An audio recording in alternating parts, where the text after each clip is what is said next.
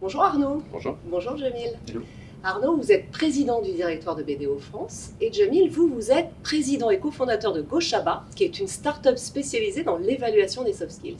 Arnaud, je me retourne vers vous déjà en premier lieu. Alors, BDO France, vous êtes en pleine croissance, vous avez besoin de recruter. On sait aujourd'hui que les sociétés ont énormément de mal à recruter. Vous avez décidé un peu de bousculer vos méthodes de recrutement. Racontez-nous. Déjà, dans un premier temps, je pense que ce qu'on discute là, ça va au-delà simplement des tensions qu'on a sur le marché du travail aujourd'hui. Je pense que ce qu'on souhaitait, la question qu'on s'est posée, c'est comment est-ce qu'on fait pour ouvrir l'entreprise à d'autres profils. Je pense vraiment on a la conviction que plus de diversité est un levier de performance pour les entreprises. Donc c'est ça vraiment qu'on cherchait à adresser. Le deuxième point, c'était comment est-ce qu'on fait pour supprimer les biais de recrutement. Quoi qu'on en dise, aujourd'hui, nos recruteurs ont des biais quand ils évaluent les compétences ou le potentiel d'un candidat. Donc comment est-ce qu'on fait vraiment pour mettre en place une solution qui permette de les minimiser. Et je pense que le troisième point, c'était comment est-ce qu'on fait pour repenser le parcours de nos candidats, donner une bonne image de l'entreprise. Et je pense qu'avec GoShaba, on a répondu aux trois questions. Arnaud, vous venez de parler de GoShaba, donc je me retourne vers Jamil.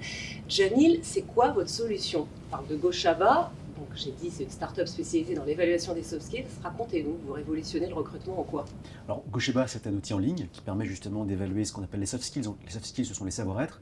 Et plutôt que de le faire à travers des entretiens ou des questionnaires qui sont souvent très très biaisés, on s'appuie sur des jeux vidéo qui durent environ 5 minutes, qui s'appuient sur 5 ans de R&D en sciences cognitives et qui vont mesurer des choses comme l'empathie, la résilience, la minutie.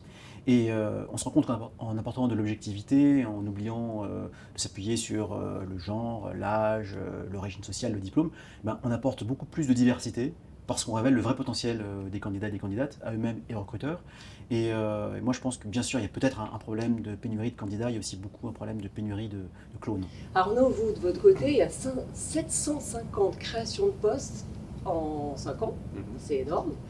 Il y a GoShaba, d'accord, mais à part GoShaba, vous comptez vous y prendre comment? Effectivement, la solution qu'on vient d'évoquer et qu'on est vraiment très heureux de mettre en place, qui va venir vraiment révolutionner la façon dont on évalue les compétences des candidats aujourd'hui, c'est une première étape. Je pense qu'il y a plein d'autres choses qu'on est en train de revoir dans nos process RH pour assurer notre croissance.